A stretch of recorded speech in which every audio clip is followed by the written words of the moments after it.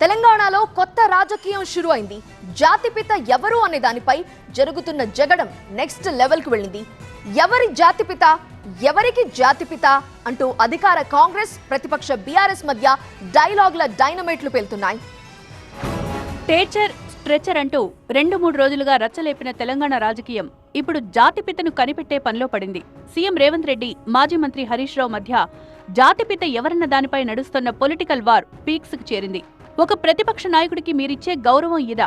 10 ఏళ్లు సీఎంగా పనిచేసిన వ్యక్తిపై ఇష్టం వచ్చినట్లు మాట్లాడతారా అంటూ సీఎం రేవంత్ రెడ్డిపై విరుచుకుపడ్డ హరీష్ రావు, కేసీఆర్ తెలంగాణకు జాతిపిత అయితే రేవంత్ రెడ్డి మాత్రం భూతపిత అంటూ నిప్పులు చెరిగారు. కేసీఆర్ గారు తెలంగాణ జాతిపితగా పేరు తెచ్చుకుంటే రేవంత్ రెడ్డి గారు బూతుపితగా పేరు తెచ్చుకున్నారు. బూతులు మాట్లాడింది బహుశా ఆయనకు బువ్వ లోపలికి పోదు కావచ్చు. నోరిప్పితే బూతులే. మేము డేటాను నమ్ముకుంటే ఆయన డర్టీని నమ్ముకున్నారు. అసలు ఎవరికి జాతిపిత అంటూ హరీష్ రావు కామెంట్స్ పై స్పందించిన సీఎం రేవంత్ రెడ్డి తనదైన స్టైల్లో ఘాటుగా కౌంటర్ ఇచ్చారు.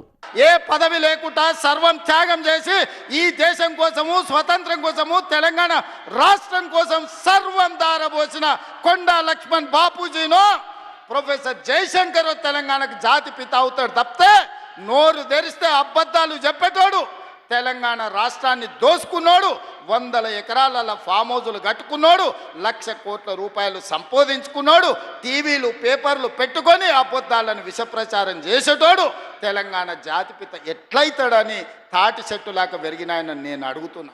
హరీష్ రావు వ్యాఖ్యలపై ఇటు Congress MP Chamala Kiran full serious అయ్యారు. గతంలో కేసీఆర్ మాట్లాడిన భాషా బూతులను గుర్తు చేసుకోవాలి అన్నారు. హరీష్ రావు గారు, మీరు మనుషుల కూడా అర్థం కావట్లేదు. ఎందుకంటే మీ మామ మాట్లాడితే మాత్రం నీతులు, మంది మాట్లాడితే మాత్రం బూతులా? అసలు మీ మామే కదా ఈరోజు భారతదేశంలో వీటన్నిటికీ పేటెంట్ హక్కులుందే మీ మామకు.